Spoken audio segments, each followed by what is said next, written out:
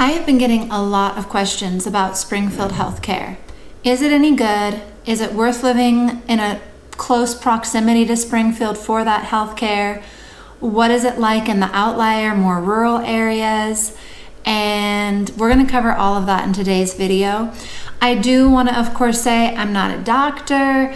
I'm really not even someone who frequents hospitals or doctors, neither myself or my family. So maybe I'm not the best person to speak on this. I mean, some of this is going to be just, people's opinions, information on the internet, and you're just going to have to sort through it, and hopefully some of it will be helpful to you. Moving to Southern Missouri is the best thing I've ever done for my family. We're going to answer those questions in reverse. And to start with number 3, I'm just going to flat out say no. Rural healthcare is not comparable to what you're going to get in Springfield. And personally, if I'm taking my family or myself to the hospital, it's for a very serious injury, and I want to see the best of the best in the area, which is certainly going to be found in Springfield. To answer the second question about whether or not you should live in close proximity to Springfield, I would say that also depends on how frequently you're going to be needing a doctor, specifically a specialist. If someone in your family or you need to see a specialist frequently, I would probably try to live in somewhat close proximity to Springfield so that didn't become a big burden on the family, having to commute an hour or 2 hours for medical care that you had to do consistently. I want to start just by outlining your basic major hospitals in Springfield. So you have Cox Health, which is a network of hospitals within the area. You've got Mercy, same thing, multiple hospitals in Springfield. And then there's Ozarks Community Health and also Jordan Valley Community Health Center. We're just going to do a quick overview of what they're kind of known for providing, and then we'll dig a little deeper.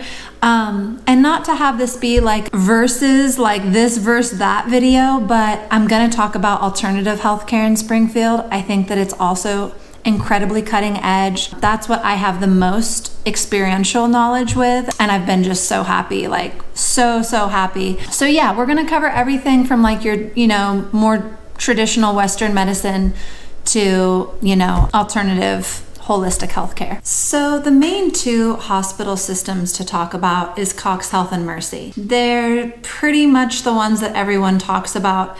And not to be funny about it, but I feel like there's a real Pepsi versus Coca-Cola war.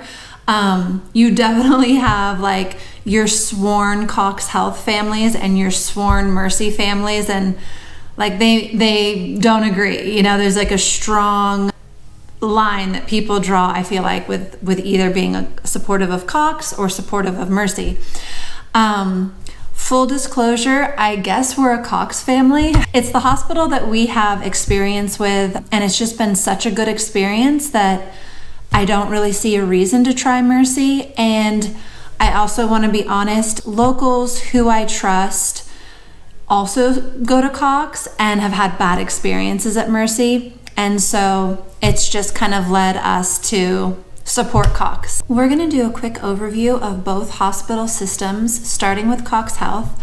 It is considered a level 1 trauma unit, meaning that they have total care for pretty much any injury at any stage of the injury. They are very well known for their orthopedic hospital. They have a children's hospital. It's called the Children's Miracle Network. And it is known for having really specialized pediatric care. So a lot of procedures that are hard to find across the nation, which is one reason that we do have people that really come from a lot of different states here to Springfield for healthcare. They were rated, and I believe this was in 2023, top 10% for cardiac care and also surgery. Cardiac care and also cardiac surgery. Now here's where it gets a little dicey. So they overall have terrible ratings, which really surprised me because I feel like the majority of people that I know really do consider it just night and day better than Mercy. And I'm so sorry for those of you that are Mercy fans or anyone, from Mercy that may see this video. I could be wrong there, and I'm just going with people that I really, really trust, some of them even with medical backgrounds. So that's what I'm going off of, and that the care that we've received at Cox has been excellent. So in 2023, and I do apologize, I don't remember who gave these ratings. So if this stuff is important to you, look it up. But in 2023, they got a C class rating. And to juxtapose that, Mercy got an A class rating. Now, I did not dig into how these ratings, what the standards of care were for all of these ratings and what they were looking at, but pretty stark difference there. And then this year, 2024, a different, agency or foundation, I'm not sure, gave Cox Health a 1-star rating, and they gave Mercy a 4-star rating. So that was a big surprise to me. After reading about those ratings, I just was so confused. I just wanted to straight do some sleuthing on the internet. And I'm talking research that's not quantifiable or academic. I'm talking about blogs, reviews, Reddit, the dirty kind of research on the internet. So, take it for what it is. But I read probably 100 different reviews out of thousands and thousands that I could find pertaining to just this issue of Mercy versus Cox and the rating system. And I found like one. One review out of 100 that I read was like, yeah, I had such a good experience at Mercy. Like, this makes total sense to me. Every single other review is like, there must be corruption. There must have been payoffs for these ratings. It makes no sense at all. They were like, everybody knows to go to Cox Health. What are they thinking? And in fact, some people saying that they thought that it was just like common knowledge in the community that Mercy was like maybe more affordable, but far from better. And I want to apologize once again. This is not like hard evidence, you know what I mean? This is just people's opinion. But I think it is important to look at, like, when you have, let's say, 100 people, really supporting one thing and one person, one dissident voice. I think it's worth at least looking at that.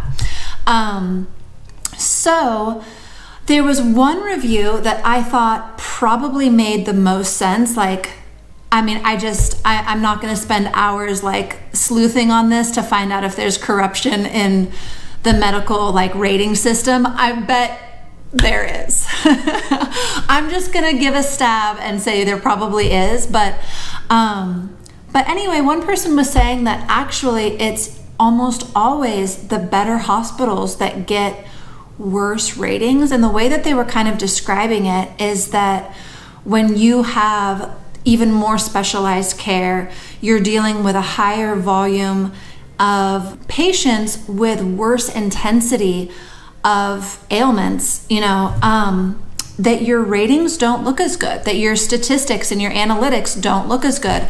And that made sense to me. And they also brought up the point that if you look at, the smaller Cox hospitals, they all got 4 to 5 star ratings from the same agency.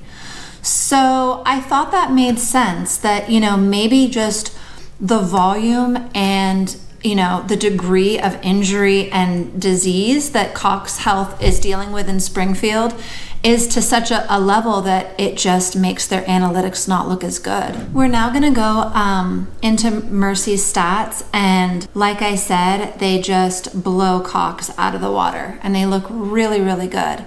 They have an A-class ranking. They've got a 4-star rating. They also have a B+ rating that was given to them for transparency of pricing, which I'd actually never heard of before in terms of hospitals. I thought that was interesting.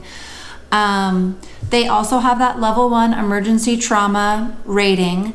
They are top 5 hospitals in Missouri. Also, someone gave them top 10 in the nation. that blew my mind, and I'm gonna assume that that's for some specialized care. I didn't dig into that. Like I said, if you guys are interested, just have this be kind of a general outline and then dig deeper on it. So they also are well known for their orthopedic hospital. I would say they're probably the most famous for a pediatric cancer unit. And reading about that absolutely broke my heart, truly. They have a lot of kids coming from all over the country, so they seem reputable and definitely offer, really specialized care in terms of oncology, pediatric. They're known for having 50 pediatric specialists, and this is ranging from oncologists to even neurosurgeons, but definitely they seem the most reputable for like their pediatric care. They got a local rating, which did surprise me, that was number 1 for maternity care. And I have to admit, I've heard the exact opposite, but I'm starting to think that it might just be style of care. And that actually would make a lot of sense to me, because there seems to be a big difference. Cox has definitely tried to provide a lot more options for natural birthing, a lot more acceptance of like midwives coming in and them being very hands-off, which only, I would say the minority of maternity wards do that. And also like providing, rooms and suites that all have like water birthing tubs and, things like that. Even like little details like, more muted lighting and kind of different from, your traditional really bright, lots of like beeping and people coming in and, just that kind of traditional hospital atmosphere. And I do want to say that I think that for some women, it's a comfort, it's a comfort to have like this buzz of like, medical people around them and all of the technology and hearing all the technology. And I can actually understand how that would be a comfort to a lot of mothers. Saying that, I've had 2 home births and I am the exact opposite. I do love water birth though. My firstborn was born in the water and I absolutely loved it. And we just didn't get a tub for our second birth and really regretted it. So yeah, I think water birth is amazing, but I'm kind of the exact opposite. Like I want a very hands-off approach. I don't want any drugs.